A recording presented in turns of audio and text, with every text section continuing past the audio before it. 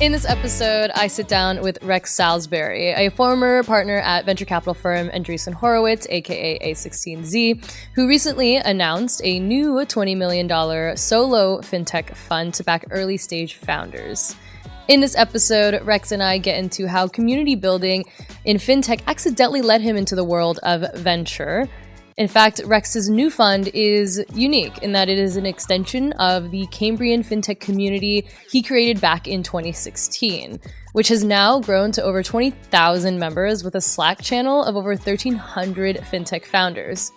For years, fintech founders have been collaborating on Cambrian Slack on everything from knowledge sharing to support to co-founder matching, deal sourcing, investor intros, and so many other things that are a natural evolution of community building. So excited for you all to learn and hear more from Rex himself. Enjoy. Rex, thank you so much for joining Humans of FinTech Season 3. Excited to have you. Hey, Nicole. Thanks for having me. Of course. So I was going to tell you, you might be one of the most requested guests that I'm constantly told. Like when I meet with people or I meet someone new, they're like, oh, have you had Rex yet? You met Rex, right? And I'm like, no, I haven't. And so that's what I wanted to tell you. So it feels like, for me, it's kind of like okay, I'm finally making this happen. Giving the people what they want. It turns out there's a surprising number of people who are interested in fintech, which sometimes surprises me, frankly. It's both exciting and still surprises me that I can be out in my social life and be asked about fintech constantly. Literally like at a party the other night, a friend's housewarming on a Saturday night, and it's like late and I'm being asked about fintech. And I'm like, I love fintech more than just as much as the next person, but Saturday night talking job. It's so funny. Depends what exactly you're talking about. I think part of what makes it so alluring is that it's both something that everyone can relate to, like everyone or almost everyone has a bank account or has some interaction with money. And so that's like an entry point. And then the more you learn like how broken things are, how much complexity there is under the hood. And so like anyone can get started. And once you get started, you can kind of get sucked in. And so, and some people, they start to see that and like, oh no, like that's too much. Like I want to go back to just like straight software land where I don't have to like worry about, all of these like regulatory concerns. But then for another type of founder or person, they're like, oh, I love this. I love this like complexity and understanding like all the levels at which the system operates. So.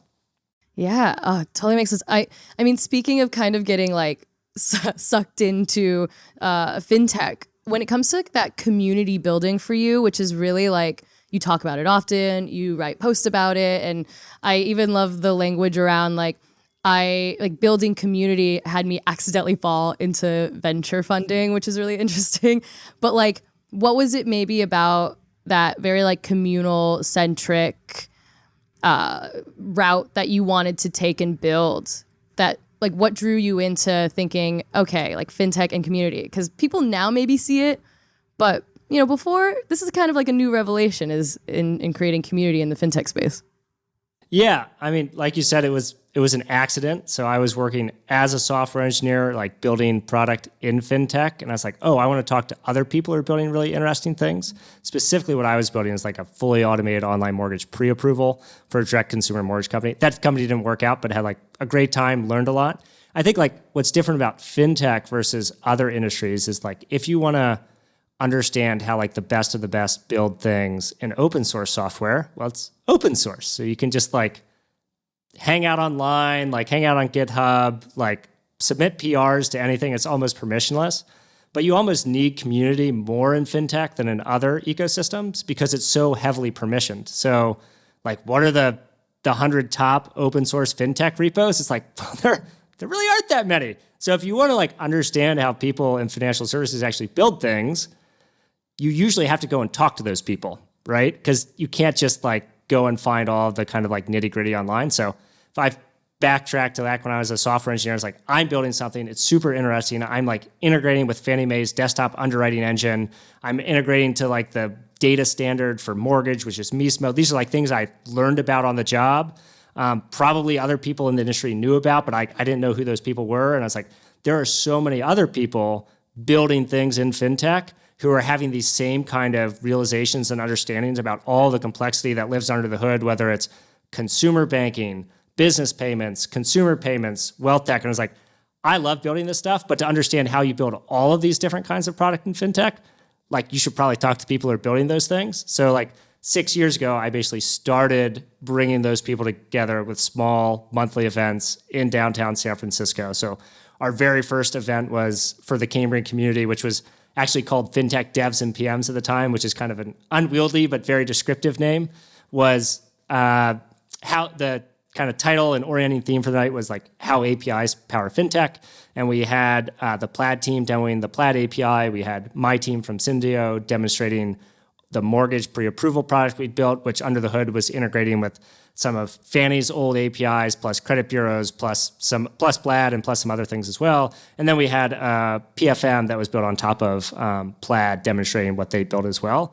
And so, but San Francisco, very highly networked place. And so from that like kind of one small initial event, we just started doing more and more monthly events. We had presenters from companies like Blend and Stripe and Affirm talking not just about what their companies do, but like talk to us about a product you built and shipped in the last 6 months, like how you built it, why you built it, what was the business need, what was the infrastructure, the architecture, the surprising learnings along the way. And then because we had that kind of deep, authentic voice of people actually building things within the ecosystem, it attracted really interesting people, which attracted more interesting people. And before you knew it, we were running monthly events in San Francisco and in New York, doing 2 annual summits. And then, I've now got the newsletter group, I've got the meetup members, and I also have a Slack community of 1,300 plus fintech founders. And so, again, it wasn't like something I set out to do on purpose, but if you like do interesting things with interesting people, I think that's a great way to end up spending a lot of your life like talking and having interesting conversations.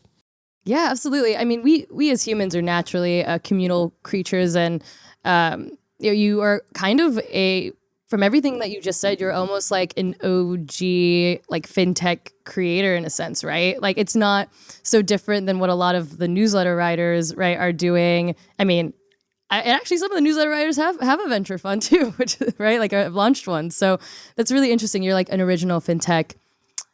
I don't know if we like the word influencer. It's like, all right. Creator sometimes is like a little bit, or almost like connector, community builder, right? Yeah. Which is really, really cool. Do you think that having like that sense of community amongst founders and builders actually maybe helps with the almost like competitiveness of the space because it is so oversaturated? I mean, at least at this point, do you think like having each other, being able to lean in on each other must be able to kind of help it not feel so cutthroat? I think it helps a lot, but I would also say there are aspects of financial services that are very competitive. But one of the things I'm excited about is like there are more, people like me who are software engineers at an early stage fintech many years ago who have now done 1, 2, 3 tours of duty, have kind of discovered novel insights and opportunities that are big opportunities that are largely uncontested. So as an investor, when I find companies, usually it's a serial operator who's been at several different fintech companies, but also, and ideally, outside of the fintech ecosystem, maybe at traditional financial services or in something completely, outside of even financial services where they've kind of learned something as well, and then brought that into the fintech ecosystem. And there are a lot of uncontested opportunities. If you look at fintech penetration in certain categories, it's like 1%, 3%, 5%. And so what that means is 95% of the opportunity to build really great category defining companies still exists if you know where to look. And then the types of teams who are pursuing those opportunities, some of those things are like pretty complex and interesting. And so there literally might not be anyone else building in that category, right? Because you're kind of taking your novel insights, your like network of relationships to hire the initial team to go out and kind of build something new. And so that's what I'm really excited in is I think there's actually tons of opportunity, and there's tons of opportunity if you know where to look that's not super contested. There are some things that are contested though as well. Mm-hmm. Yeah, I mean, in a space this is still new, right? Fintech, sometimes it feels like, I think it still feels incredibly new, not only because maybe I've only been in the space for a few years, but also just the more public acknowledgement, right? Like being a little bit more center stage, and even just from the news to like what we just talked about, like being talked about fintech at social gatherings for the first time. That never happened to me before the pandemic.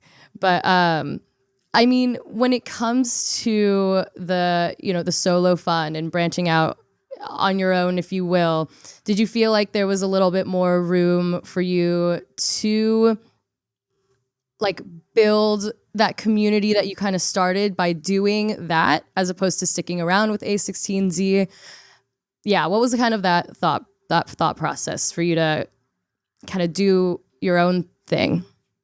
Yeah, so I really love people who are thinking about starting something and like thinking about how I can be most supportive at the earliest stage in company development. And given where I've kind of spent my time building community networks and relationships, that's where I feel like I have a differentiated edge in understanding what the opportunities are. And even more importantly than that, understanding who the people are who are going to kind of turn over those opportunities. Because if you think about early stage companies, they aren't companies, they're just people with ideas, and people live in networks of relationships. Another word for a network of relationships is community. And so if you have like a great community of people, that's a great way of identifying interesting people who are thinking about going out and build something new. And then I think community in a very kind of complex, highly regulated environment like financial services is actually more important than in other categories of venture, like enterprise or consumer technology, because you're not going to build everything yourself. You're going to need to have infrastructure partners. You're going to need to have sales channel partners. You're going to need to have like regulatory counsel and guidance. And all of those things can come from other companies, other individuals, and so there's this need to kind of understand what's going on in the ecosystem in a way that I think is more true in fintech even than in other categories, especially at the earliest stage. When you're just like two people getting something started, sure, you might have a decade of experience operating in this general area, but you're not going to know about all of the various things that might be going on in terms of various infrastructure partners, potential customers, potential regulatory trends. But if you're connected to a bunch of other smart people, and I try and provide and facilitate access and connectivity to networks through the kind of work that I do with Cambrian and through the fund, then I can help like turn over the types of people you should be talking to, the opportunities, and like that you should be considering. And so that's why, like, for me, I felt like uniquely positioned to do stuff very much at the earliest stage. And then what's also like, why do something on your own? So like, one is like, I think I'm uniquely situated to do it. Two, I really like doing it. And then three, I think this is like where the most value actually gets created. Is at the earliest stage. And then fourth, I would say like, it's the most fun. So one thing that I get to do now is I write, instead of leading rounds, I'll actually usually be the second biggest check after a lead investor. And what that means is instead of being hyper competitive with other investors in the ecosystem, I'm able to be more collaborative, which means that I get to see more great companies, and then I can conversely be more supportive to those companies in terms of helping them understand what's going on in the ecosystem. And so between all those things, it just felt like a good opportunity to go out and do something a little bit different. Mm-hmm. Yeah, I mean, and kind of thinking about it in a different way, right? So you get to approach this in a way that, like you said, is suitable to you and how you think makes sense. I mean, what do you think in terms of when it comes to inclusion, right? Like, not only is there a need for inclusion in the type of like product offerings that can be out there, because there's still so like fintech has barely scratched the surface of what it can be. It's like so funny to me to see a lot of doom and gloom around the fintech space just because like funding isn't the same. And it's like, guys, we kind of just like really normalize growth and like a ton of it. And now it's not the same. So relax, like fintech is still like the dopest place to be. But also like, so there's that side. And then there's also like the inclusion for more representation in the founders that receive funding in the early stages. I mean, considering such a focus on community, how do you, make sure that you're hitting both of those things, especially given, the unfortunate stats around like women and people of color and receiving such little funding? Yeah, changes like these take a long time to percolate through the ecosystem, because like today's fintech companies that got started are now 10 years old. So they're kind of a reflection of almost 20 years ago. What was the state of the world? when this person got on the career trajectory that put them in the position to be the founder of the company that another 10 years later is successful. But what I'm very happy to be seeing is that like talent is much more diverse than it ever has been before. So I've done 6 investments out of the portfolio so far, and I just try to identify and back the most talented teams, and 50% of those teams have at least one female co-founder right now. I don't know if it'll be exactly that percentage going forward. It could be higher, could be lower, but the idea is today, like if you look at where talent is in the ecosystem, there's just a lot of great talent that does not look like the talent that used to, the last decade of folks who have built really great companies, but that kind of indicates a specific time. So it's been great just to see that on my end. Mm-hmm. Well, that's awesome to hear, Rex. And I think that's like incredibly encouraging and needed to be heard, right? And that's what's exciting about this podcast and you sharing something like that. Because I think that hearing 50% of even just like in your short time, right, the investments that you've made with your solo fund being having a female co-founder, other people that, especially the folks that listen to my podcast, will hear that and say, okay, like I can feel encouraged to also maybe create that next best idea. I'm talented enough, because I think that diverse founders do tend to run into a bit more of that imposter syndrome, especially women, right? So like it's just like a tougher situation and structural hurdles that they're facing. So it's awesome to like know that that's something you're, thinking about, and that what we're seeing today is maybe a little bit more of a past representation than what is to come. I mean, what would you say maybe to folks that are interested, that are maybe diverse founders that might be worried or scared to enter the space? Like, what are some like encouraging things that you're able to maybe share so that we can have more diverse founders moving forward? Yeah, I think the main thing is just find other interesting people who you can relate with and like exchange ideas with, whether that's folks within your company or within other communities. There are also a lot of other communities for diverse people along various spectra. So there's women in fintech. I have founders I know like operate in some like even very small communities that are basically just WhatsApp groups of founders oriented around some specific theme, and find a lot of support and value in that. So if you haven't found any spaces like that, they almost certainly do exist in some capacity that would be relevant to you. So just kind of ask around and find them. And then the networks and communities you're already part of, definitely lean into those. And if you don't find anything that you think like relates or feels like home to you, you can also try to start stuff. And it doesn't have to be big. Like when I did my very first event, it was basically just me emailing some individuals I knew.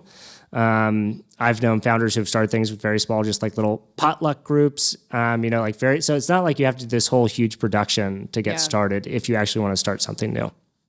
Yeah, I completely agree. And I think we're at a place where, there is enough room for everyone. And I totally agree with you. There are so many different, I think, communities in the fintech space. There's like the community, there's What the Fintech and what I've built, which is still fairly new, but there's also like New York City Women in Fintech, and all these different places to go and have that, that nurturing, right? Because as the saying goes, your network is your net worth. I agree. I think it's so important to have the folks around you to kind of keep you going, right? And push you to move forward. When you're working with founders and, you're someone that is helping get them, to level up, to reach that next step. What's it like for you on your end, kind of being almost like this, in this almost like mentoring type, right? And like growth position to help them get past maybe moments of those like imposter syndromes, or moments where they're like, okay, even though I got a check, I'm still uncertain or scared, or that kind of thing. Yeah, the main thing is just to normalize the emotional experience that most founders go through, because it can be, when it's happening to you, it can feel like unique to you. But the reality is, and it's somewhat comforting, like everyone experiences the same sense of like imposter syndrome, the same uncomfort and like lack of certainty. And so just saying like, look, I've worked with a lot of founders. You're not alone. By the way, and like this is the other thing, my goal is not always to be like the person who can provide mentor advice on every single aspect of a founder's journey. But if it's not me, to hopefully be able to identify some of the top people within the ecosystem who can be that resource. And so we've got 20 plus founders who are LPs in the fund. And so if there's a natural kind of affinity and connection and reason to be connected with someone who's, backed me, basically facilitating that connection. Then we also have a ton of founders within the Slack community. And so my goal is always to think about how do I leverage the community and the networks to best support portfolio companies and portfolio founders, as well as folks who are just generally in the ecosystem. And so being less alone and being connected to the right people for the right questions is what I think a lot about. Yeah, awesome. And what a network you have created, and for really anyone, right? As you're saying, you're kind of opening up this door for people to interested to be able to actually connect. And then I love that you mentioned that if it's not right for you, there's always someone else that maybe will make more sense that you can help connect them to. Is there something about your upbringing that made you feel this heavy connection to really wanting to be this bridge? Because it's really what you're doing. And I always love the saying, to build longer bridges and not higher walls, or longer tables and not higher walls. So is there just something about your personal experiences that really made you be I want to be that bridge? I don't know what about it. It's definitely something I found myself doing over the years. So I also run my college's alumni association out here, and have built various other kind of groups, in undergrad and in high school. And it just so happens I'm also doing that in FinTech. So it's something I tend to think that people are often as much driven by just their kind of innate genetic disposition as they are by certain lifetime experiences. And then what you do is but we're narrative driven people. So we tell ourselves stories about how these events shaped us. But in many cases, it's we were part of those events because it was just kind of an innate disposition that we had that put us in those situations as well. So I think it's just probably part of how I think about operating generally, because that's just kind of how I am, for better or for worse. So. It's just a part of it was in my nature. Yeah. It was authentic to you. And that's really cool. To be able to build on that, something that felt just naturally right to you, and feeling community is an obviously smart strategy here. Operate not only in life, but just operationally and in business. So, but that's really sick. Okay. So I feel maybe one narrative I can share, to think about it. So there's a time I was building this community on the side. I didn't really have any particular aspiration or goal. This is what it's going to become. I was doing it because it gave me energy. At the same time I was doing that on the side, I was also working as a software engineer, and I was studying at night. And I'd actually enrolled in a master's program at Georgia Tech through Udacity to do a master's in artificial intelligence. I only did a couple courses, so I did not get very far along. But basically because I found that very intellectually interesting. But I get done with my day job writing code, and I sit down in front of my computer, and I just was not getting energy from sitting there and learning more about this stuff. But I was getting a lot of energy from connecting people in the ecosystem. Yeah. And so after a certain point of time, I just kind of put that on ice, and it's look, I'm just going to spend more time over here, because this is where I feel I'm more differentiated, where I'm having more fun, and the work is more interesting. And so that was one of the kind of turning points where I basically, instead of going super deep on the end side, decided to spend more time building connectivity with folks in the fintech ecosystem. Yeah, I love that. And thank you for sharing that, because I think it can be hard for folks to tap into what actually gives them the most energy. I think maybe we're seeing it more as workplace culture has changed. But I know for myself, it took me a bunch of years working, in the simulation before the pandemic, to actually do something that gives me that really gives me that purpose, gives me that energy. And so, and FinTech is just a cool place. I mean, where else can you find a bunch of, cool nerds who maybe once were in tech traditionally, or traditionally finance, and then decide to put it together to create something new, to help, make change in the financial system that has many hurdles and challenges and things to it. But I feel I gotta ask about some of the, I guess, like future, I wanted to say innovations, but it sounded kind of lame in my head. But anyways, the future innovations that make you excited in the fintech space. I feel like that's something probably people are always wanting to know from you. So if there's like one thing right now that's what's on Rex's mind. Not to not answer the question, but the thing I'm most excited about is that there are more talented people in the ecosystem than ever before. Hey. You go back 10 years ago, fintech's not a category. So what that means is if you're a founder building in fintech, it's like you haven't had, 2 or 3 tours of duty at a bunch of really interesting companies where you've learned things. Then when you go to recruit the initial team, you don't have this deep bench of talent to pull from. And then when you go to actually build something, you don't have this like suite of tools and services to build on top of. You fast forward to today, there are a lot of people in the ecosystem. You can pull whatever number you want. There are 30 to 120,000 people working at fintech companies in the US. And what that means is there's a bunch of people who have unique and novel insights and who have access to deep benches of talent to like go and build new interesting things. And then as I said before, the opportunity is as large as it is ever. Like digital penetration in financial services is still usually less than 5% in like almost any vertical you define it in. And so what that means is there's 10x better talent and the opportunity is as big as it's ever been. And so really there's opportunity everywhere because they're great people and we've really only just getting started. So as I like to say, there's never been a better time to build in fintech. So hopefully some of your listeners are thinking about doing just that. And I'm sure a lot of them are.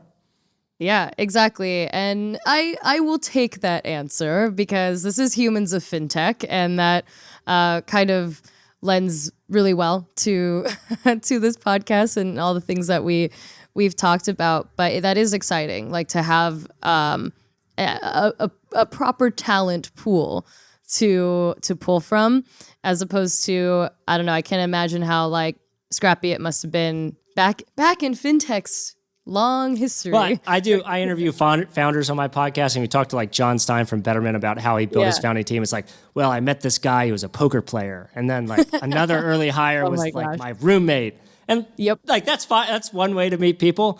But like another good way is like, oh, I worked with this person for 5 years on something related, and we're gonna like go and build something in this space together. It's like, okay, that's a lot less stressful than relying on kind of serendipity and like hacking together personal networks to go and build stuff. But, more power to people like John who did that and still built really interesting category defining companies. Yeah. Oh my gosh. I love the Betterment story and had Sarah Levy on the podcast early on. She was like my second episode. So big fan there. Really cool. Okay. So last question for you.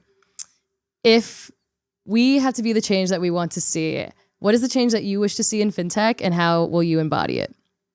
The thing that I kind of have chips on my shoulder about and want to see change is I would really love to see fintech reach such a scale that it actually challenges the big 5 banks. So right now you look at like the market cap of the big 5 banks over the last decade, it's like just kept going up.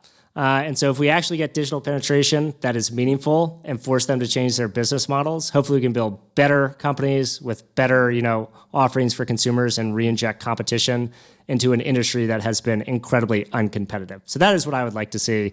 And my way of doing that is just by backing incredibly talented people to help take on and even change like the rules of the game and what it even means to be a financial services company, because you're not going to take out a big 5 bank by building a big 6 bank. Like it's just going to look completely different. And that's what I'm excited about. But what you are going to see is maybe like the big 5 banks aren't going to be as big as they once were. But who knows? Like they've been around for a long time. So we'll see.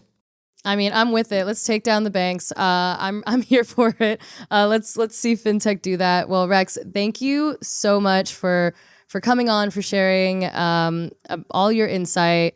If the people want to reach you, if they want to get involved in all the things, what is the best way to work with you? Yeah, CambrianHQ.com. And we've got access to our YouTube channel, to our Slack community, to our newsletter, all of that. So check it out. And thanks so much, Nicole, for having me. It's been a lot of fun. All right. Thanks, Rex.